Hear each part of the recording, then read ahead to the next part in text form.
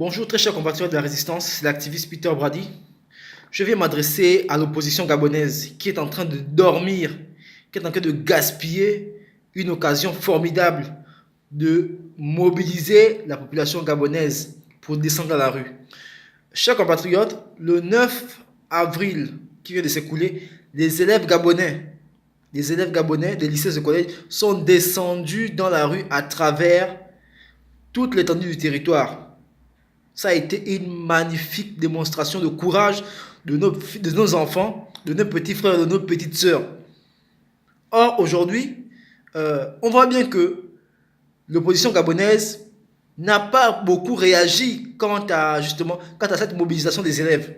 Or que c'était une occasion extraordinaire pour l'opposition justement de mobiliser les populations, de mobiliser les parents d'élèves, de mobiliser les élèves eux aussi devant justement l'imposture qui est en train qui tente d'étouffer nos enfants, qui tente de priver nos enfants même de leur bourse. Voici une occasion formidable qui vient de se passer et ça continue. L'opposition ne s'est pas déployée. Moi, je voudrais parler aujourd'hui au président Jean-Ping. Président Jean-Ping, qu'est-ce qui se passe? Mais redéployer les partis politiques de l'opposition, de la coalition sur le terrain. C'est maintenant qu'il faut battre le fer quand il est chaud. Or que depuis un moment, on a remarqué que rien ne se passe, l'opposition n'est plus aussi vive, n'est plus aussi prompte à réagir quant à l'actualité. C'est maintenant qu'on doit retourner, quand je dis on, moi j'y fais partie. C'est maintenant qu'on doit retourner sur le terrain pour sensibiliser les parents d'élèves, pour sensibiliser les gens quant à ce qui se passe en ce moment au Gabon sur justement la mesure qui a été prise par rapport à la suppression des bourses aux enfants qui n'auront pas 12 et qui n'auront pas 19 ans en terminale. Que fait l'opposition gabonaise? Voici une occasion formidable justement de remobiliser la population derrière justement cette aberration-là. C'est là où on devait appeler les gens pour dire aux Gabonais que non, remobilisons-nous, repartons dans les quartiers, repartons dans les arrondissements pour sensibiliser les gens par rapport à ce qui se passe sous cette dictature. C'est comme si aujourd'hui, ce qui est sûr, c'est que le régime Bongo, le régime PDG est au plus mal. Aujourd'hui, elle nous donne même la chicotte pour qu'on puisse... il nous donne même la chicotte, le régime, pour qu'on puisse le fouetter sérieusement. Mais quand on donne la chicotte à l'opposition ne fait rien avec la chicotte. Okay. Voici une occasion qu'on aurait pu saisir et qu'on peut toujours saisir justement pour appeler les gens, pour informer les gens, pour sensibiliser les gens devant cette imposture, devant ce régime illégitime qui est en train de vouloir supprimer les bourses même aux enfants. Ça sert à quoi de se cantonner, de faire des causeries ou de faire des conférences de presse pendant presque 3 ans. Août 2019 est en train d'arriver à grands pas. On va encore faire des commémorations, on va encore faire tout ça. Or que le peuple a besoin justement de leaders pour les amener dans la rue. Aujourd'hui, ce régime-là est vomi et même délaissé par la communauté internationale. Tout ce qu'ils font là, ce n'est qu'intimidation, ce n'est que pour gagner du temps. Mais si nous, on ne réagit pas, on reste toujours là à faire des causeries, à faire des conférences de presse. Le feu ne va pas prendre. Or qu'aujourd'hui, il faut une étincelle. Les élèves là ont apporté l'étincelle qu'il fallait justement pour que ce régime, pour allumer la mèche, afin que ce régime explose, afin que ce régime soit dynamité. Mais l'opposition n'a pas su saisir cette occasion. Quand c'est des pédégistes, ils ne se privent pas. Quand c'est des pédégistes, ils ne se privent pas. Quand il y a une occasion, ils profitent. Regardez, j'ai vu récemment là même qu'il y a une association des parents d'élèves fictifs qui est venue dire que oui, ils sont contre la descente des élèves dans la rue. Ce sont des gens qu'on paye justement pour venir distraire la population. Vous voyez comment eux ils saisissent la balle au bon? L'opposition gabonaise. Moi je parle par exemple, je suis au niveau de Port-Gentil. Que fait le PGP à Port-Gentil? Que fait monsieur Paul Moketo à Port-Gentil? Rien. On n'a rien vu. Or que c'est même là qu'on devait repartir sur le terrain pour appeler les gens, appeler les citoyens gabonais, les interpeller devant ce qui se passe en ce moment, ce qui s'est passé pendant 3 ou 4 jours là. C'était une énergie de contestation qu'on aurait dû exploiter à fond la caisse. Mais on ne l'a pas fait. On ne l'a pas fait, M. Jean-Ping. Et là, je m'adresse au collaborateur de M. Jean-Ping, à son, comment on dit ça, à son cabinet, aux membres de son cabinet. Qu'est-ce qui se passe? Est-ce que vous n'avez pas de stratégie? Est-ce qu'on va continuer comme ça à tourner en rond alors que le régime là est déjà à terre? Et ça a toujours été comme ça au Gabon. Lorsque le régime est à terre, l'opposition est en train de tourner en rond. Alors qu'il faut l'achever. Il est mourant ce régime-là. Il est déjà à terre, il est caduque. Mais si on reste toujours là à faire des conférences de presse, on va tourner comme ça. Août 2019 est en train d'arriver. Et on va encore se lancer dans des commémorations. Alors que c'est maintenant qu'on aurait dû achever la bête. C'est maintenant qu'il faut porter le coup de grâce. C'est maintenant qu'il faut porter le coup. Des cours sont suspendus. Des cours sont suspendus jusqu'à nouvel ordre. Que fait l'opposition? Alors que c'est même là qu'on aurait dû retourner sur le terrain. Mais à un moment, il faut arrêter. Ayez une vraie stratégie. Mobilisez-vous. Mobilisons-nous, je voulais dire. À Port-Gentil, le seul qui gueule ici, c'est Fefe Onanga. Malgré le fait que Lambert Mata lui a envoyé une lettre où on lui demande de ne plus parler, de ne plus tenir des causeries, de ne plus, même dans les concessions privées, il ne peut plus tenir des causeries. On envoie des policiers venir l'embêter. C'est le seul à Port-Gentil qui gueule. Mais le PGP et les autres partis de la coalition qui sont au niveau de Port-Gentil, qu'est-ce qu'ils font? Que fait l'UPL? Que fait M. André Mbou? Que font les autres partis de l'opposition? Rien. On est en train de gaspiller une occasion formidable, justement, de remobiliser les Gabonais, de remobiliser les troupes contre cette imposture qui veut priver les enfants gabonais de leur bourse. C'est une occasion extraordinaire qu'on est en train de rater. Or qu'on ne doit pas dormir en ce moment avec ce régime. On doit l'acculer. On doit le mettre sous pression. Parce que plus on lui laisse le temps de répit, plus il va se reconstituer, plus lui aussi met en place une stratégie. Il ne faut pas lui laisser le temps de réagir. C'est ça le problème. Les cours sont suspendus. Or que c'est même là qu'on aurait dû repartir sur le terrain. Excusez-moi de me répéter, mais ça m'énerve. L'opposition gabonaise est en train de dormir, on est en train de dormir. Hein? On est en train de dormir. Moi, je vais m'adresser aux membres du cabinet du président Jean-Ping. S'il vous plaît, faites bien les choses. Parce que les Gabonais ne vont pas passer 7 ans comme ça, là, dans des conférences de presse. Aujourd'hui, les gens même en ont marre. Parce que quand le président Jean-Ping fait une conférence de presse, les Gabonais commencent à dire « Ah, c'est pour venir dire quoi encore ?» Il faut voir les réactions sur Facebook. Or que, voici une occasion formidable. Voici une occasion formidable qu'on doit saisir là, c'est là. Le régime est à terre. Le régime est à terre. Moi, j'ai toujours dit, hein, le PDG ne va jamais dire au président Jean-Ping, bon, d'accord, tu as raison. Tiens, prends le pouvoir. Ils ne vont jamais dire ça. Et ça, je le répète tous les jours à la communauté des résistants. Ils ne vont jamais dire ça. Il faut les mettre par terre. Les arracher le pouvoir des mains. Et comment on doit les arracher le pouvoir des mains? C'est en mettant la pression. Parce qu'aujourd'hui, ils savent qu'ils sont finis. Mais ils font juste de l'esbrouf. Ce qu'ils font, c'est des esbroufs. C'est juste pour essayer de nous intimider. Mais eux-mêmes, ils savent que c'est fini. Maintenant, si aussi, pendant qu'eux, ils essaient de nous effaroucher là, si nous aussi on recule, on reste là, on ne bouge pas. Ça me rappelle un peu l'image qu'on avait lorsqu'on était petit là. Lorsque deux enfants se battaient. Il y a un qui dit, tape-moi le premier, tape-moi le premier. L'autre aussi dit, tape-moi, on va voir, tape-moi. L'autre dit, tape-moi le premier, mets-moi le premier coup. L'autre dit aussi, tape-moi, mets-moi le premier coup. C'est ça qui se passe là. Or que c'est l'opposition qui doit engager un hypercute au PDG. Ils sont déjà à terre. Pas de pitié avec ces gens-là. On va tourner comme ça pendant combien? 5 ans? Alors que le président Jean-Ping est en train de prendre de l'âge. Aujourd'hui, il doit avoir 75 ans, 76 ans. On ne va pas tourner comme ça pendant 3 ans, 4 ans. Ils ne vont jamais dire que prenez le pouvoir, c'est faux. J'ai toujours dit ça aux gens.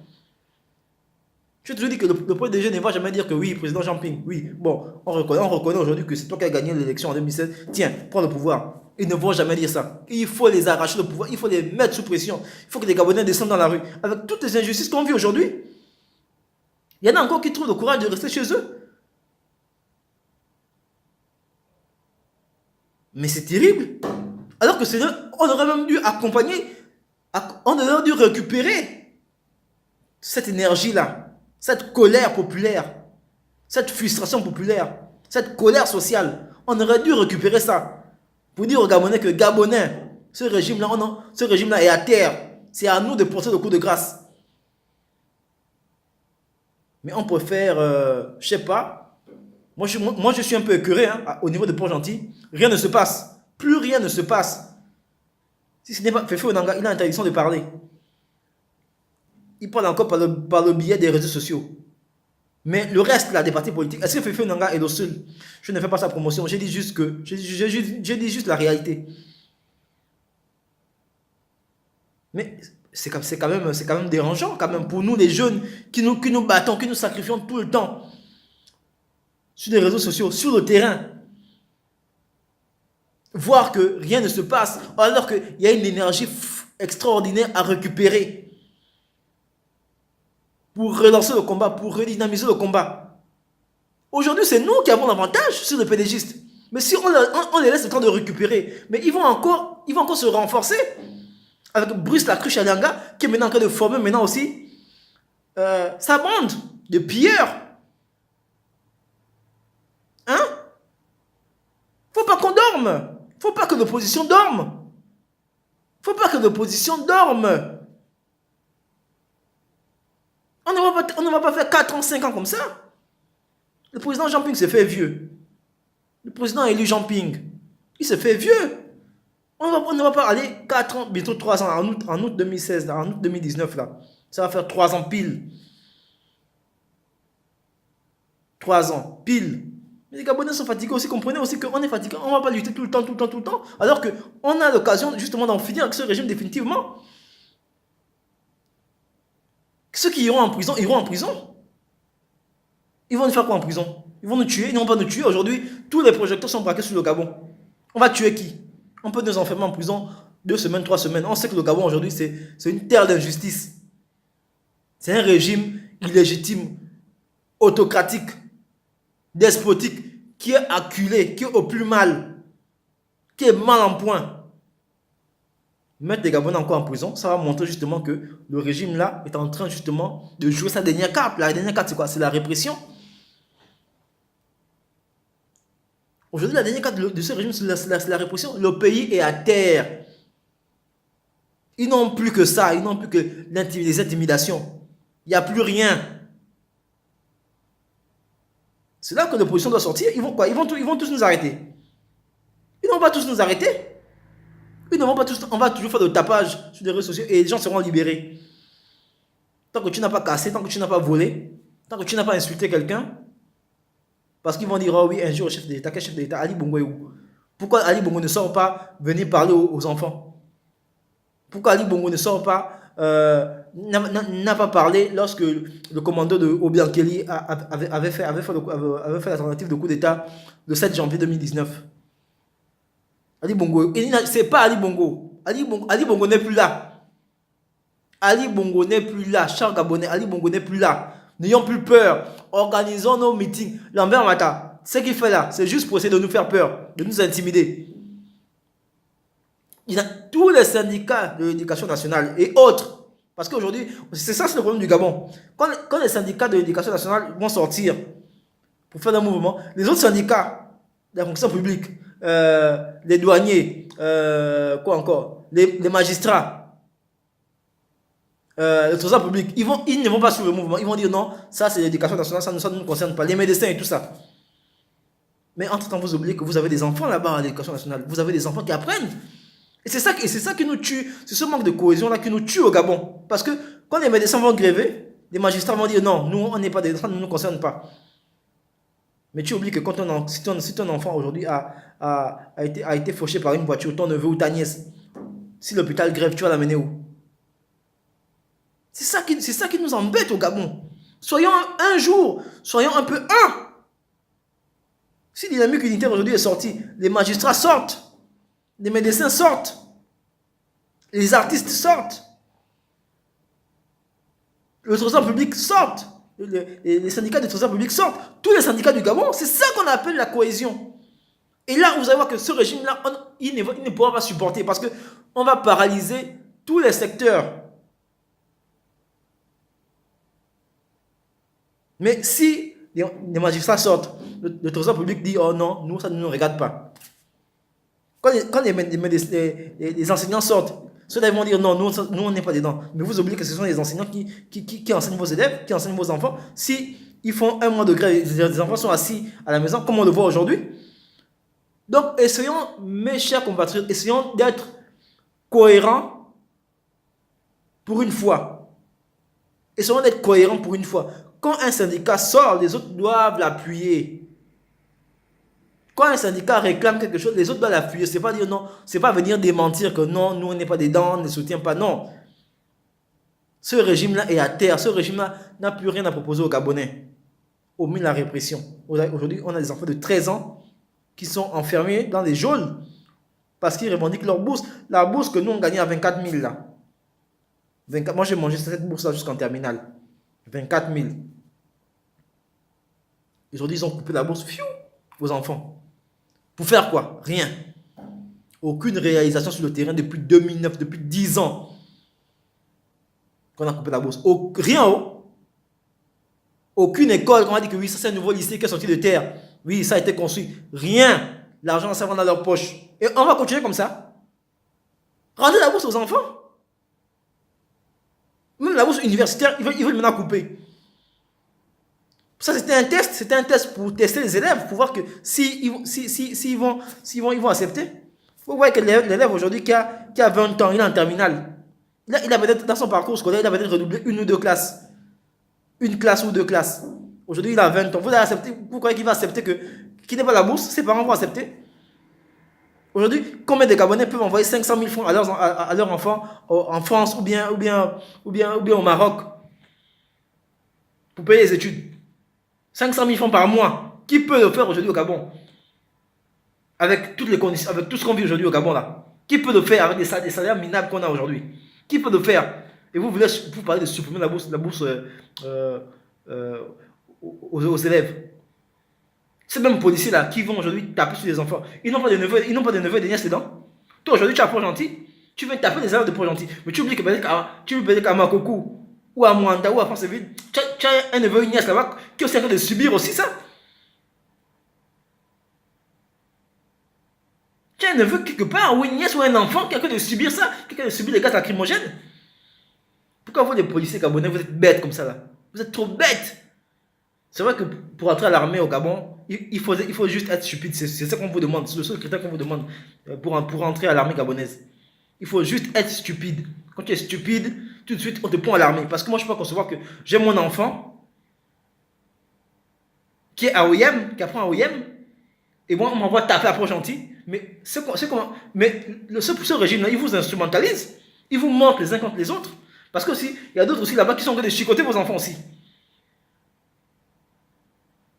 Et c'est comme ça que quand tu apprends que ton enfant a été tué là-bas, pendant que toi tu es en train de bastonner les enfants d'apprendre gentil, j'espère que ça te fera plaisir. L'armée est républicaine, elle est là pour protéger le peuple. Vous gagnerez même à encadrer les marches de ces élèves-là. Les élèves revendiquent quelque chose de juste. Toi, policier gabonais, tu es sûr que tu peux envoyer 500 000 francs à ton enfant chaque fin du mois s'il gagne le bac en France? Tu es sûr? Tu es vraiment sûr que tu peux envoyer 500 000 francs par mois à ton enfant? Moi, j'en ai vu. La maman pleure comme ça, elle pleure devant moi que oh, l'école m'a envoyé une note, on me demande de payer 1 million ou 800 000 francs. Sinon, ils vont mettre l'enfant dehors. L'enfant est au Maroc. J'en ai vu. Je pense qu'il faut arrêter de se faire... L'armée gabonaise doit arrêter de se faire instrumentaliser. Les généraux, les officiers doivent arrêter de se faire instrumentaliser par ce régime de merde. De merde. On envoie les autres aller tuer vos enfants au Yémen et vous, on vous envoie aller tuer les enfants des autres aussi ici à Port-Gentil. C'est ce qu'ils font.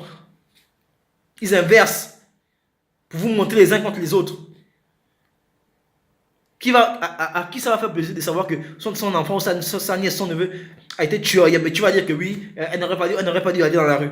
Tu es sûr que tu vas accepter ça?